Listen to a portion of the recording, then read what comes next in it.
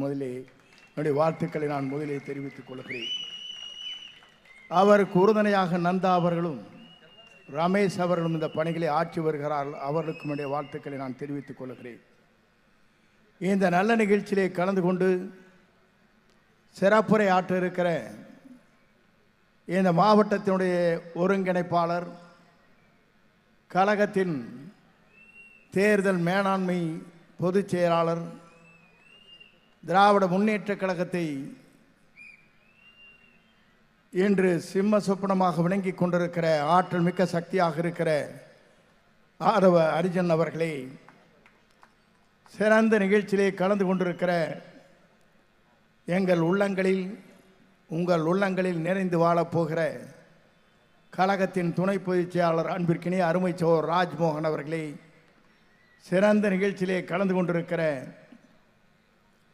ஆற்றல் மிக்க அண்ணன் பாபு அவர்களே, கோபா அசோக் அவர்களே, எனக்கு முன்னாலே உரையாற்றிவிட்டு சென்றிருக்கிற ஜேடிசி பிரபாகரன் அவர்களே, இந்த நல்ல நிகழ்ச்சியிலே கலந்து கொண்டு நாளை தமிழகத்தை மாற்றப்போகிற எழும்பூரை திராவிட முன்னேற்ற கழகத்தை ஓடாட விட இருக்கிற ஆற்றல் மிக்க சக்திகளாக இருக்கிற அன்பிற்கினிய சகோதர சகோதரிகளே, உங்கள் அத்தனை பேருக்கும் என்னுடைய பணிவான வணக்கத்தை முதலில் நான் தெரிவித்துக் கொள்கிறேன்.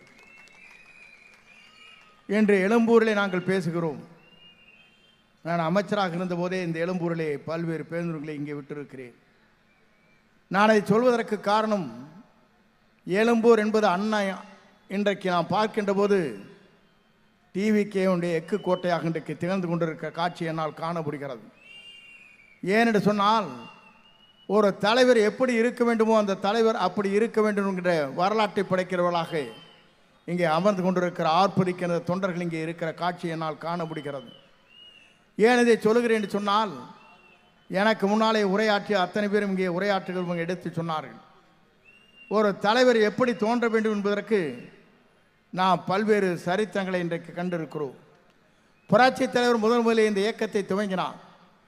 துவங்கிற போது எல்லோரும் சொன்னார்கள், திராவிட முன்னேற்ற கழகத்தை சார்ந்தவர்கள் திரைப்படத்தை போல 100 நாட்கள் தான் ஓடப்போகிறது என்று சொன்னார்கள். ஆனால் புரட்சித் தலைவர் என்றைக்கு பொது தேர்தலை சந்தித்தாரோ அவர் உயிருள்ளவரை தமிழ்நாட்டின் நிரந்தர முதலமைச்சர் என்ற வரலாற்றை படைத்த ஒரே தலைவர் புரட்சித் தலைவர் எம்ஜிஆர். அவருக்கு பிறகு புரட்சித் தலைவர் அம்மா அவர் பவுனி வந்தார்கள். அவரும் உயிருள்ளவரை தமிழ்நாட்டின் நிரந்தர முதலமைச்சராக இருந்தார்கள்.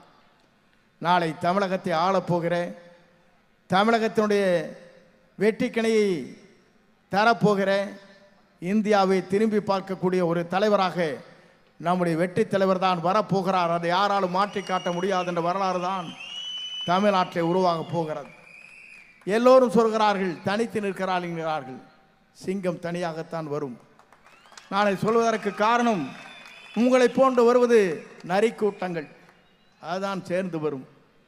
நான் இதை சொல்வதற்கு காரணம், துணிந்து நிற்கின்ற ஒரு தலைவரை நான் காணுகிறேன்.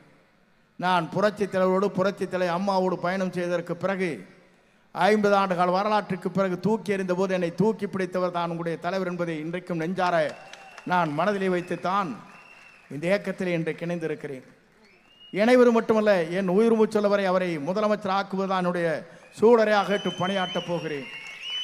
நான் எதற்காக சொல்கிறேன் என்று சொன்னால், எல்லோரும் பார்த்தார்கள், 2 கட்சிகளும் இன்றைக்கு இருக்கிறது. நாட்டு மக்கள் என்ன சொல்கிறார் என்று சொன்னால், இந்த 2 கட்சிகளும் ஆள்வதற்கு தகுதியான கட்சிகள் இல்லை, மக்கள் தூக்கி எறிய வேண்டிய இயக்கம். நான் சொல்வதற்கு நான் ஒன்றைத்தான் அவரிடத்திலே சொல்ல விரும்புகிறேன். எல்லோரும் தேர்தல் அறிக்கை விடுவீர்கள், இதை செய்ய போகிறோம் அதை செய்ய போகிறோம் என்று சொல்வீர்கள். ஆனால் நம்முடைய தலைவர் ஒன்றைத்தான் சொல்வார், ஊழலற்ற ஆட்சியை நான் உருவாக்கி காட்டுவேன் என்று சொல்ல தலைவர் நம்முடைய தலைவரை தவிர யாரும் இல்லை. நீங்கள் அந்த வாக்குறுதி உங்களால் தர முடியாது. ஏனென்று சொன்னால், உங்களை அந்த வாக்குறுதியை தருவதற்கு நீங்கள் தகுதியற்றவர்கள். தகுதியுள்ள ஒரே தலைவராக, வெற்றி களத்திலே தலைவராக நாளை தமிழகத்தை ஆளப்போகிற, தமிழகத்திலே தேசிய கொடியை ஏற்றி வைக்கின்ற ஒரே தலைவர் நம்முடைய வெற்றி தலைவரை தவிர யாரும் இல்லை என்பதைத்தான் 2026 தேர்தல் முடிவுகள் அறிவிக்கப்பட இருக்கிறது. நான் கூட பார்த்தேன், இளைஞர்களை கண்டேன்.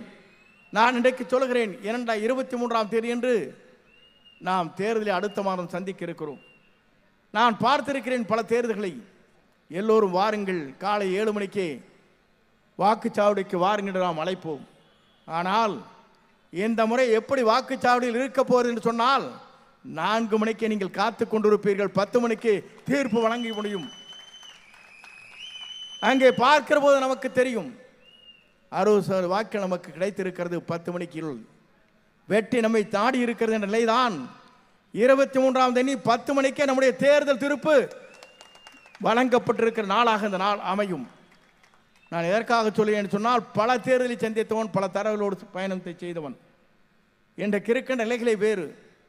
நம்முடைய தலைவர் எப்போது வருவார், எப்போது அவரை காணப்போகிறோம் என்று மக்கள் துடித்துக் கொண்டிருக்கிறார்கள்.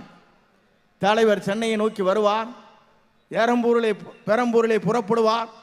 புறப்பட்டதற்கு பிறகு சென்னை மாநகரமே தம்பித்து போகின்ற அளவிற்குத்தான் மக்கள் கூட்டம் இருக்குமே தவிர எந்த தலைவருக்கும் இருக்க போவதில்லை என்ற வரலாற்றை படைப்போம், வெற்றியை காண்போம் என்று சொல்லி நேரம் சுருக்கமாக இருக்கின்ற காரணத்தினாலே நம்முடைய ராஜ்மோகனை பொறுத்தவரையிலும் நல்லவர், பண்பாளர், நல்ல சிறந்த பேச்சாளர், உங்களை அணுகக்கூடியவர், தலைவருக்கே அங்கே பார்க்கின்ற போது வாருங்கள் ராஜ்குமார் என்று தோளை தட்டக்கூடியவர். அப்படிப்பட்டவர் உங்களுக்கு கிடைத்திருக்கிறார், நல்ல மனிதன் உங்களுக்கு கிடைத்திருக்கிறார். அவரை பயன்படுத்திக் கொள்ளுங்கள். வெற்றியை தேடித்தான் என்று அழைத்து விடைபெறுகிறேன். நன்றி.